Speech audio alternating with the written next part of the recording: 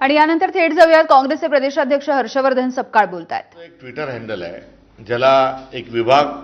ज्याचं संचालन करतो त्या विभागाने एक राजकीय भाष्य केलं। हे कोणत्या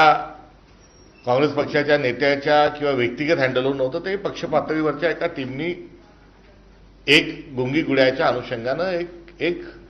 प्रासंगिक एका बीड जिल्ह्यात घडलेल्या घटनेच्या अनुषंगाने एक ट्विट केलं आणि ते ट्विट केल्यानंतर त्याच्यावर बोलत असताना आम्ही सांगितलं की ते ट्विट आहे हे खोटं ठरवा। एका बाजूला हे अनुरोध पण होता, हे आव्हानही होतं आणि एक राजकारणातली एक जी सभ्य स्पर्धा ज्याला म्हणता येईल किंवा चांगली हेल्दी जी कॉम्पिटिशन आहे त्याचंही एक प्रतीक कुठेतरी होतं। मी आधी आपल्याला सांगितल्यानुसार इंदिरा गांधी यांना देखील गुंगी गुड्या म्हटल्या गेलं, मात्र इंदिरा गांधींना गुंगी गुड्या म्हटल्यानंतर आमच्या पक्षाचे कार्यकर्ते, गुंडांचा तर प्रश्नच नाही, कार्यकर्ते किंवा समर्थक हे गुंगी गुड्या म्हणणाऱ्या लोकांच्या कार्यालयात नाही गेले, त्यांनी त्याचा विरोध नाही केला। तर इंदिरा गांधींनी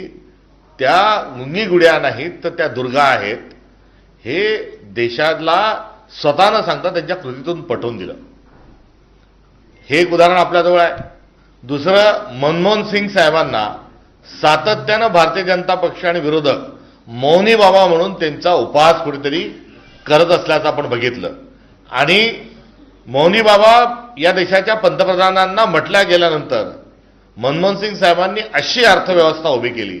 असे एकापेक्षा एक सरस कायदे आणले की त्यांना असरदार अशा स्वरूपाचा उल्लेख हा त्यांचा होतो आणि आज अर्थशास्त्रीय सगळ्या गोष्टींमध्ये आणि या देशाच्या उभारणीमध्ये मनमोहन सिंग साहेबांना किती त्यांचा प्रभाव आहे की त्यांच्या पंतप्रधानाच्या कारकिर्दीच्या 12 वर्षानंतर देखील आज अर्थशास्त्रीय दृष्टिकोनातून आणि वेगवेगळ्या कायद्यांच्या, मग आधार कार्ड असेल, पॅन कार्ड असेल, इलेक्ट्रॉनिकच्या क्रांतीच्या अनुषंगाने असेल, अर्थशास्त्रीय दृष्टिकोनातून असेल, त्यांचा उल्लेख हा सातत्याने केला जातो। त्यामुळे आमच्या नेत्यांना मौनी बाबा म्हटलं गेलं, आमच्या नेत्यांना गुंगी गुड्या म्हटलं गेलं,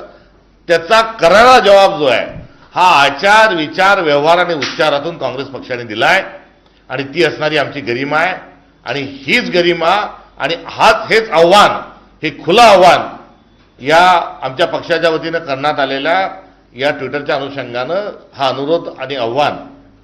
आम्ही राष्ट्रवादी शरद पवार काँग्रेस पक्षाला आणि त्यांच्या नेत्यांना या ठिकाणी करत आहोत। यासोबत या सगळ्या विधानाच्या अनुषंगानं फार उपदेशाचे डोस हे आमच्या पक्षाला पाळले जातात आहे। त्या संदर्भात देखील मी या ठिकाणी सांगू इच्छितो की सभ्यता काय असते आणि जेव्हा उपमुख्यमंत्री यानंतर थेट जाऊया सुनेत्रा पवार यांच्या भेटीनंतर छगन भुजबळ बोलतायत।